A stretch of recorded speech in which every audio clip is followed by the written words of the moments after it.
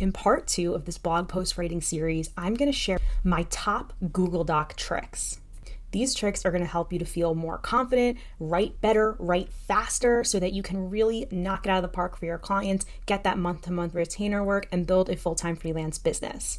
In part 1 of this series, I shared how to properly research and prepare before you begin the blog writing process. So if you haven't seen that, I'll link it down below. Definitely check that one out. I'm Christine from paidcopywriter.com. I am a former 9-to-5 salesperson that reinvented myself as a freelance copywriter. Now I share those tips and I share my story of how I did it with other aspiring freelance writers that want to work from home, make a full-time income, and land high-paying clients.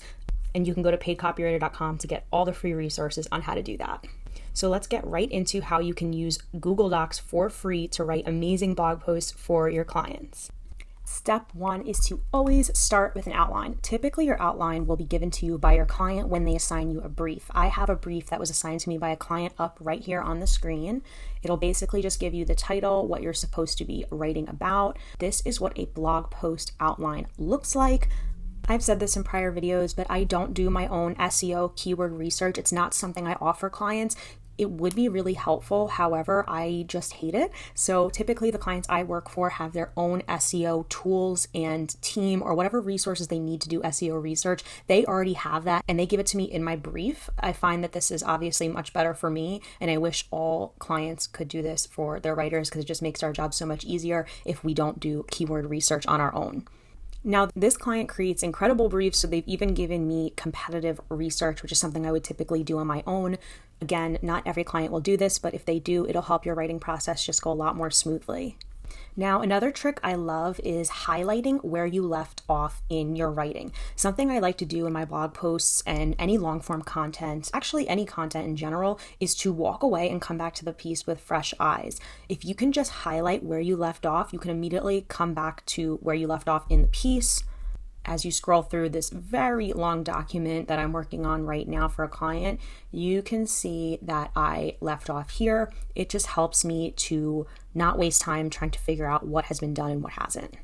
Now, something that's really important that you should be doing in Google Docs is having a summary or navigation pane appear at the left side of the screen. So right here, as long as these are in H2, or heading form, they'll show up on the left side of the bar so you can easily jump to where you need to be in the document. If this does not show up in Google Docs, click right here to have it pop out. Comment down below and tell me what Google Doc tricks you are absolutely loving right now. I am always trying to learn ways to write faster, more efficiently, get my work done quicker so that I can go out and enjoy life. Now, this next tip is going to be a game changer for blog posts and the revision rounds that you go through with your clients. I learned this trick from Sarah Griesenbach from the B2B Writing Institute. She's a friend and mentor of mine who I'm constantly learning from. I also have an amazing podcast episode with her, so make sure that you listen because so many people got value out of that episode. What she recommends is that instead of just relying on Google Doc comments to go back and forth with your edits, that you actually create a little matrix on the top of the page showing what they asked you to do and the revision that you implemented based on their feedback so that they can see everything front and center and know the changes you made. So as you can see, I created a table where I just basically rewrote and copied whatever feedback they gave me, and then right here I made the revisions and right here, I showed them what revisions that I made so they could see it front and center. Something that helps me more easily navigate long documents with a lot of information is to set up Google Docs in something called Pageless view. And I'll show you exactly how to do that. Instead of scrolling and seeing the separate pages, you go to File, go to Page Setup, click Pageless, and press OK. All of a sudden it becomes one long scrollable document, and this is really helpful because it'll help you to envision what the blog post is going to look like once it's published. When it's on WordPress or whatever blog hosting site your client uses, it's not going to have page breaks. So it's helpful to see the document in as close to the finished form as it will be once it's published. Now, something that helps me in the editing process after I've read a document so many times that I can't even really see the errors anymore because I'm so used to it and I'm so familiar with it, is to do the final read through in a different font. This will help you catch any mistakes. It'll look like you're reading a new document, even if you're really accustomed to your work. You want to go all the way up to Edit, select all, and then change the font to just something else here. Reading it in a different font will really help.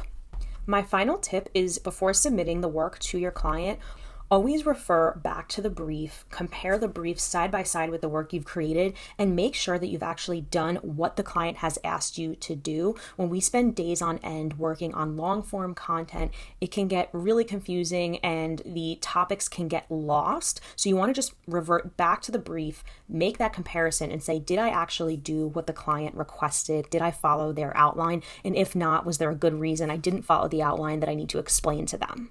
In part 3 of this series, I'm going to be sharing the tools, apps, and services that allow me to write faster, more accurately, and just write content that has my clients coming back month after month, assigning me new work. So if you want that for your freelance business, make sure you catch part 3 of this series. Hit subscribe so you can be first to know when it's released, and I cannot wait to bring you these tips. Bye.